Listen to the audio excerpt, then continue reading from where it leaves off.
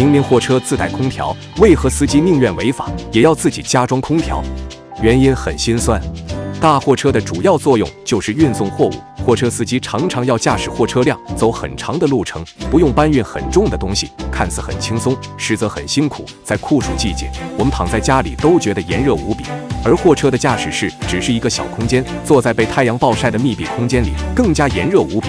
还好现在的每辆车都自带了空调，可是我们会发现，跑长途的大货车司机还要花钱在自己的车上安装一个外置空调机。而问题也来了，曾经有一位司机师傅驾驶着自己的大货车，然而他很快就被交警拦截下来，原因是他的车上私自安装了空调，这是非法改装，属于违法行为，毫无疑问，他将会受到相应的处罚。然而像这样的司机还有很多，我们在路上看到的大货车基本都有自己装空调，所以很多货车司机都被罚了款，但他们宁愿冒着被罚款的风险，也要外装空调。难道车上自带的空调不够用吗？其实不是。对于司机来说，货车就算是他们的第二个家了。有些司机需要跨越几个省份运货物，他们1-2个月的时间都在车上度过。在炎热的夏季，驾驶室的温度能达到40-50度，而到了冬季也挡不住寒气。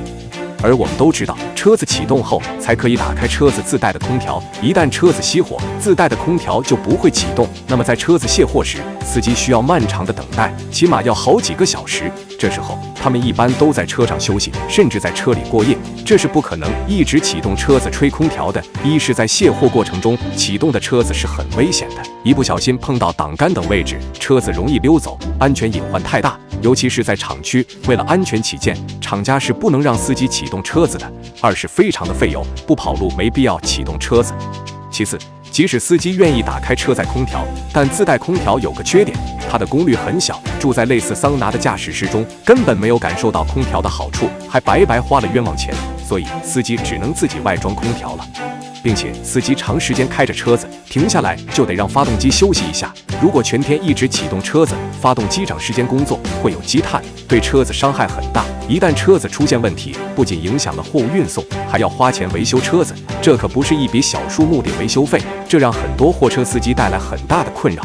而外置空调就能解决这些问题。他们曾试图用电瓶发电带动空调，然而电瓶的电力有限，根本维持不了很长的时间，还存在较大的安全隐患。柴油发动机就比电瓶好多。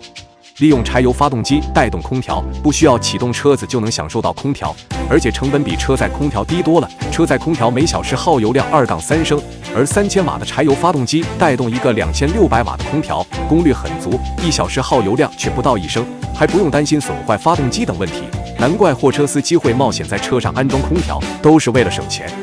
虽然私自在货车上安装空调属于违法行为，可那么多司机都是明知故犯吗？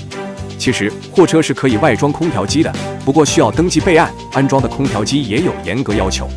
有些机器不合格，很容易漏电漏油，是不能安装。